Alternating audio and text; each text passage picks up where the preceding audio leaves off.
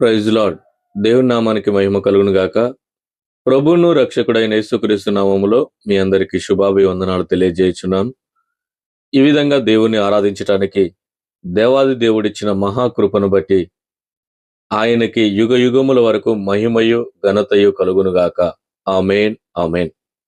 నా దేవునికి అత్యంత ప్రియమైన దేవుని పిల్లలారా, ఈరోజు దేవుడితో నువ్వు ఏ విధంగా జీవిస్తూ ఉన్నావు?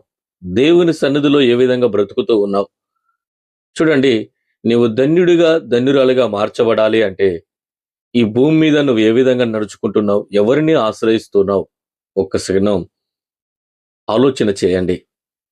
ఒక్క నిమిషము నువ్వు ఆలోచింపగలిగినట్లయితే, నీ జీవితంలో నువ్వు ఎవరితో నడుస్తున్నావు? ఎవరిని ఆశ్రయిస్తున్నావు అనేది తేటగా నీకు కనబడుతది. ప్రియమైన వారలారా, చూడండి, అనేక మంది మనుషులను ఆశ్రయిస్తా ఉంటారు.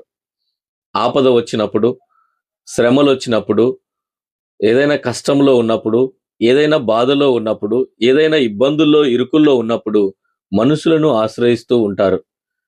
కానీ దేవుని యొక్క సన్నిధిలో భక్తుడు చెప్పకనే చెప్తా ఉన్నాడు. ఒకసారి చూడండి, పరిశుద్ధ గ్రంథాన్ని చూడండి ఒకసారి. కీర్తన గ్రంథము 2వ అధ్యాయము 12వ వచనంలో చూసినప్పుడు దేవుని ఒక వాక్యం సెలవిస్తా ఉంది. ఆయనను అనగా ఎవరిని? ఆయనను అంటే ఎవరినయ్యా అంటే, యేసు క్రీస్తును ఎవరైతే ఆశ్రయిస్తారో వారందరూ ధన్యులుగా మార్చబడతారని దేవుని ఒక వాక్యం సెలవిస్తా ఉంది. చూడండి, ఆయనను ఆశ్రయించు వారందరూ ధన్యులు. ఎవరినయ్యా అంటే, యేసు క్రీస్తును ఎవరైతే ఆశ్రయిస్తారో వారు ధన్యులుగా మార్చబడతారు. మనుషులను ఆశ్రయించిన వారు ధన్యులుగా మార్చబడరు కానీ, స్నేహితులను ఆశ్రయించిన వారు ధన్యులుగా మార్చబడరు కానీ, రక్త సంబంధులను ఆశ్రయించిన వారు ధన్యులుగా మార్చబడరు కానీ, ఈ భూమి మీద మనుషులను, మానవులను ఎవ్వరూ ఆశ్రయించినా, ఇంకా ఎవరినైనా ఆశ్రయించినా ధన్యులుగా మార్చబడరు కానీ, ఎవరైతే జీవము గల యేసయ్యను ఆశ్రయిస్తారో, ఎవరైతే ఆ ప్రభుయేసు క్రీస్తును ఆశ్రయిస్తారో వారి జీవితంలో ధన్యుడు, ధన్యురాలుగా మార్చబడతారు. అందుకే ప్రియమైన దేవుని బిడ్డలారా, చూడండి, చాలా మంది మనుషులను ఆశ్రయించి వారికున్న విలువలను పోగొట్టుకుంటారు.